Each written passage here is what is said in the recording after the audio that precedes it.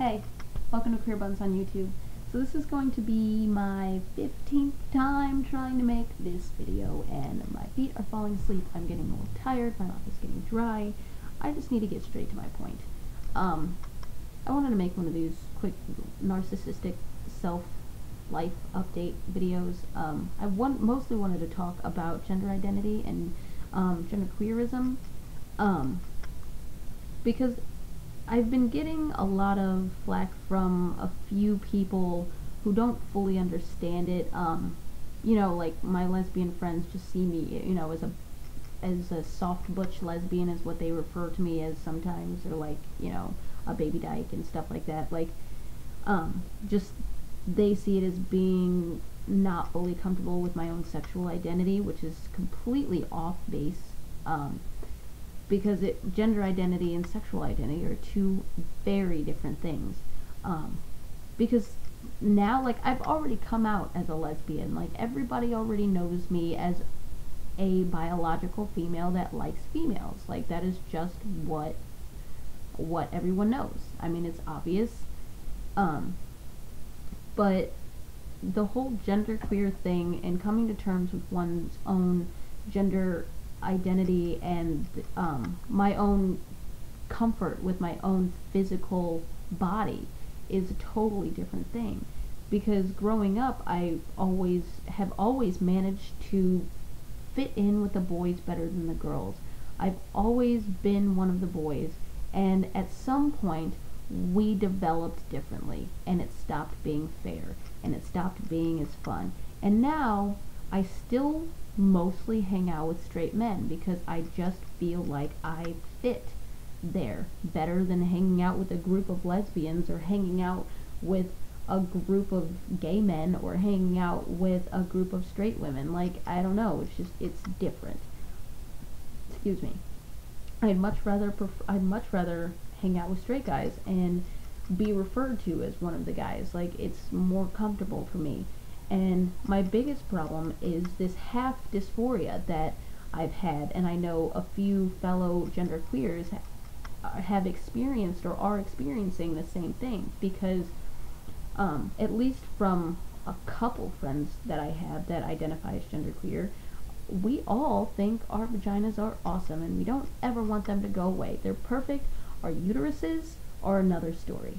I don't know, I'm not friends with any genderqueer that wants that thing in there, that ever intends on giving birth to a child or any of that business. It's just a mess that we don't want to deal with. We'll leave that to the girly girls.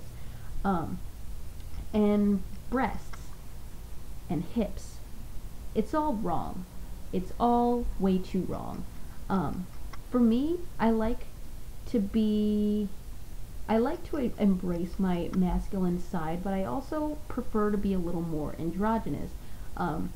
I have, you know, obvious kind of symptoms of body dysphoria, but it's not something that gets in the way of my everyday life. I do intend on getting a hysterectomy eventually. I definitely intend on getting top surgery eventually. But that's a decision I want to make when I'm much older, when I'm much more stable, you know, relationship-wise, financially, and everything, you know, else. And that's a whole nother coming out, you know, to my family kind of thing that I'd have to deal with. And I'm just not entirely equipped for that at this point in time.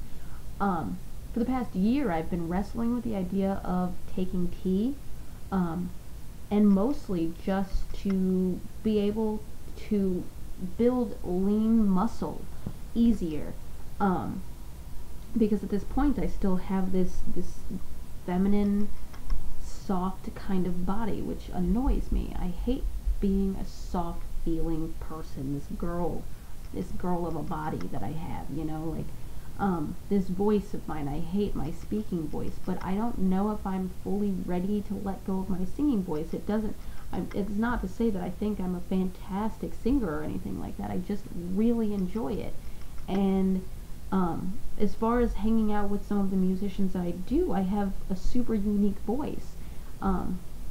sometimes, like depending on what the project is or what the jam is, you know, and it really adds to the effect of emotion and stuff, and I don't know, it's just the voice that I've gotten comfortable with.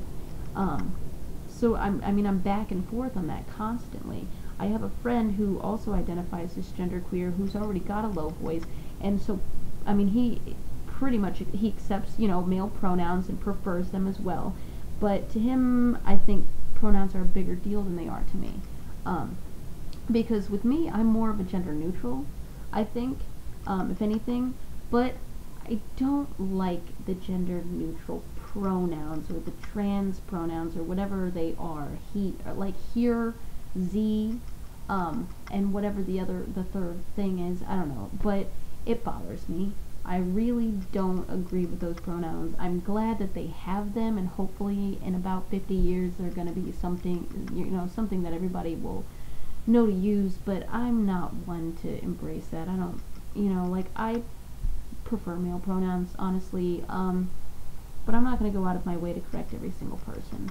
I just started a new job and wrote down Robbie as my nickname, so they're going to give me a name tag that says Robbie. It's just funny. I mean, I go by Randy Bobby or Randy Bobby, so I just figured just smush them together. It's all good. I don't know. I'm really excited about this binder. I really hope I can get it before I go to work tomorrow. If I can't, I'll be really sad.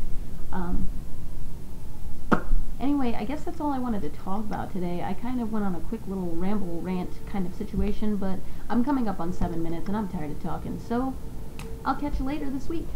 Bye, YouTube.